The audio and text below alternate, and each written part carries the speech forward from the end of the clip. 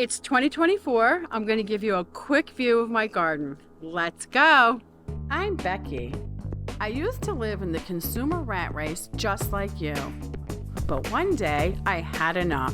So I sold it all, moved to the country, and built my own log cabin with my own two hands. Now I spend my time discovering new ways to live a simple, healthy lifestyle with more free time and way less stress. Then sharing what I've learned with you. Welcome to Becky's Homestead. Gardening gives you so many benefits. It's healthy just to be outside doing it, making your dirt and deciding on your seeds and whatever you're going to do. And then, of course, when it grows, you have all that fresh, doesn't get fresher. Vegetables and fruit, too, if you grow fruit. It's so much fun, too. It just, makes you happy, and it's healthy. So I recommend that everybody just have I don't care how tiny your garden is, just have a garden. Grow 2 or 3, 4 plants in buckets. It doesn't matter. Do a little something, and you will see how much fun it is. Let me start by saying I do container gardens because my grass, as you can see, is so green, so thick. And if I dig a place out and get the grass out of there, the grass just goes zoop, right back in. And it is so much work. I'm just forget it. Let me just do containers. And then if you raise the containers up, it keeps the grass from growing through the container holes because you need holes to let the water drain out. So it's not just a tub of water. So that's why I do container gardenings. And let me just tell you, I just get what I can. I'm not that picky. I'm not that perfect. This white thing was here, and I just got my skill saw, cut it in half, drilled holes in it. And then the wooden thing, my friend was getting rid of it. She had it. And I'm just such a scavenger. I'm like, it's on the burn pile. And I'm like, what are you going to do with that? Which I knew they were going to burn it. And they're like, wow, it's on the burn pile. And I said, oh, can I have it? And they're like, sure. I want to tell you, a lot of people say, what should I plant? I plant what I like. So whatever you like to eat, plant that, obviously, because that's what you're going to do. You're planting it to eat it. So it's not hard to figure it out. Plant what you like to eat. So here I have eggplant. I do want to say this. I'll give you a couple little tips. Eggplant plants themselves are so big. So you might be like, oh, this is a huge container. Let me plant 10 plants in there. There's not room for 10 plants. Once they get big when they're producing. So there wouldn't be room, even though it's deep soil, because this, it has to get sun still. So don't plant too many. They need, you can read the packet of seeds and it tells you how much room they need, actually. So it'll say plant the seed every 2 feet or whatever. And if you look close, I'll plant 2 or 3 seeds in each hole, just because, just to make sure, hopefully one comes up. And sometimes you'll see over here, there's 3 of them. And I'll either just pull 2 and you're like, sorry, little babies, but you gotta go. Or I'll try to plant them somewhere else if I see something doesn't come up and I have room, I'll just transplant it. Okay, so this is eggplant. This is eggplant. And I did a few tomatoes in here, just because I love garden fresh tomatoes.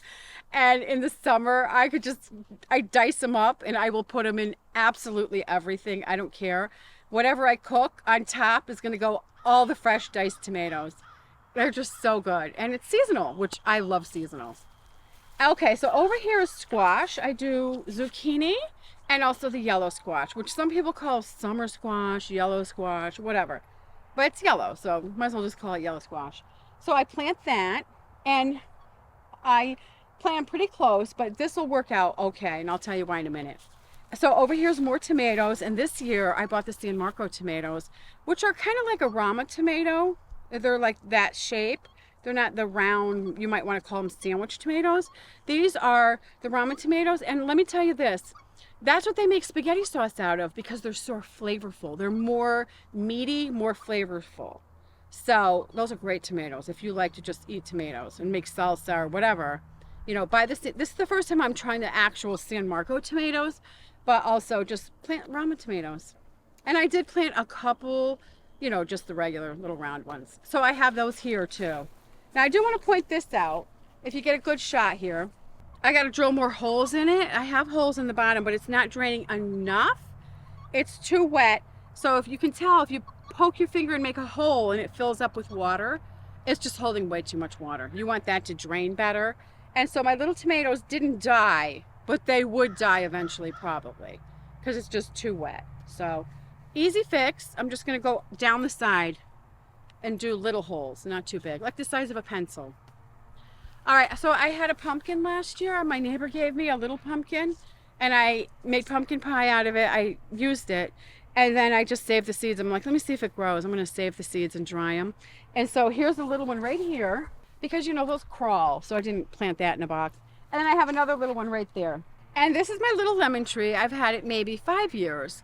And I want to tell you how I prune it so you can understand. It's not going to be a big wispy tree. You got to cut it back. Every third branch, cut it off. So cut a lot of branches off. And then what will happen is the stalk here will get big. And the branches you keep, that you decide to keep, will get bigger and bigger. Okay, so don't forget to prune them. And then if you keep it low and you want the branches fat, and low.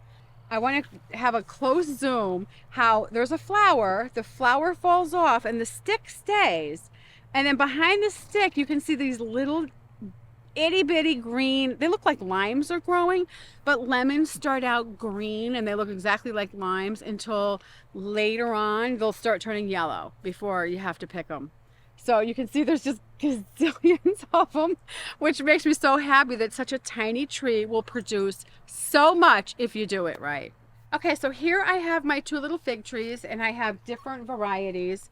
But I want to say also about a fig tree, a lot of people just let them grow and they're just this big wispy bushy tree. Really, if you want to have great tasting figs and grow a lot of figs and have them great, you want to prune it. Keep it small as well. Fat branches produce, little fat branches produce tasty, abundant fruit. So just keep that in mind. I want to explain what all my strings are. I call it my string system. And what you have to do is just drill holes along the edge. And I use my hay twine from my horse hay. And you have the pipe above or whatever you do. Some people build like 2x4s or whatever they build. But again, I'm a scavenger and I had this pipe. So I just use what I have. It works perfect. And anyway, what you do is you got to leave it. Don't have it tight like this from the beginning. Do you see how I pull it and there's slack? Because as the plant's growing, you have to have enough slack to like twirl around it and it just holds the plant up and the sun just hits every leaf and it's just so happy and produces so much produce like squash or eggplant, whatever you want to use. And it supports the plants. So it works really, really good. And later on, as it grows, I'll show you. I hope all my tips helped you a little bit. Happy gardening, happy homesteading. Bye-bye.